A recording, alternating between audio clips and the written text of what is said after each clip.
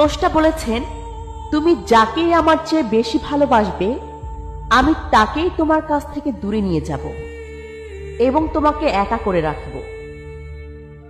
তিনি আরো বলেছেন, কখনো বলবে না আমি তাকে ছাড়া বাঁচব না, তবে আমি তাকে ছাড়াই তোমাকে বাঁচাবো এবং পেছনের অনুগত সব আবেগ কেড়ে নিয়ে তোমাকে দিব্যের সামনে নিয়ে যাব।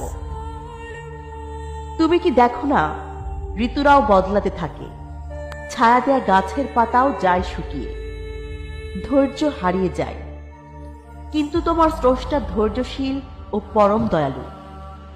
সেই ঝরে যাওয়া পাতার ডাল থেকেই আবার সবুজ পাতা গজায়। তুমি কি দেখো না তোমার স্রষ্টার এই নিদর্শন? যে মানুষটাকে তুমি নিজের অংশ ভাবতে, সেই মানুষটাই একদিন অচেনা হয়ে যায়, তোমার মন ভেঙে যায়, এমনকি তোমার বন্ধুও শত্রুতে পরিণত হয়, আর শত্রুও খানিক সময় পরে পরিণত হয় বন্ধুতে।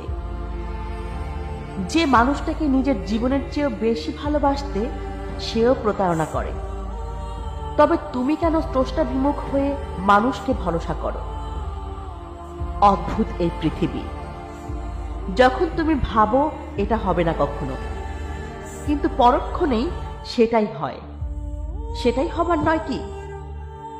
তুমি বলো আমি পড়ব না, অথচ তুমি পড়ো। তুমি বলো আমি বিস্মিত হব না, অথচ তুমি রোজ বিস্মিত হও।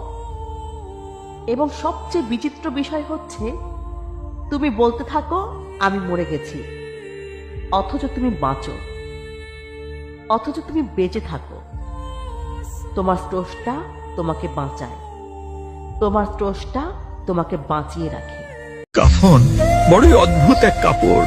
সারা জীবন আমরা কত রং বেরঙের পোশাক খুঁজি, অথচ শেষে জুটলো কি পকেটবিহীন এক সাদা কাপড়। যে বানালো সে বেচে দিল, যে কিনলো সে পড়লো না, আর যে পড়লো সে বুঝতেই পারলো না তার দুনিয়ার সফর শেষ। মানুষ কিসের এত অহংকার করে? কেন এত কাঁদাও? আমি তো একটু ভালো থাকার জন্য তোমাকে বেছে নিয়েছিলাম। তোমাকে ভুলে যাওয়ার সাহস নেই, ধরে রাখার অধিকার নেই। তোমাকে শুধু ভালোবাসি, কারণ ভালোবাসায় অনুমতির প্রয়োজন নেই। সত্যিই কি তুমি ভাবো আমি তোমাকে একদিন ভুলে যাব? তোমাকে ভুলে যাওয়া কি এতই সহজ? এতটাই কি সস্তা ছিলে তুমি আমার কাছে? হয়তো তুমি বোঝোনি, হয়তোবা কখনো খেয়ালই করনি তুমি আমার জন্য কি ছিলে। তুমি ছিলে আমার জীবনের সেই অধ্যায়, যাকে চাইলেও কোনোদিন মুছে ফেলা যাবে না। মিথ্যুকরা কখনোই পুরো গল্পটা আপনাকে শোনায় না।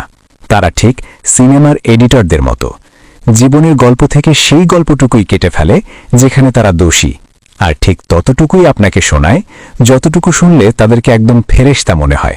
আমার শেষ ইচ্ছা কি জানো? আল্লাহ যেন কোনোদিন তোমার মুখ থেকে আমাকে এই শব্দটা শোনায় যে তোমাকে ছাড়া আমি ভালো নাই। শাহরুখ ঘুম আসে না, বলো ঘুমের কি দোষ? দোষ তো সেই চেহারার, যে চেহারাটা হয় শাহরুখ ঘুমাতে দেয় না।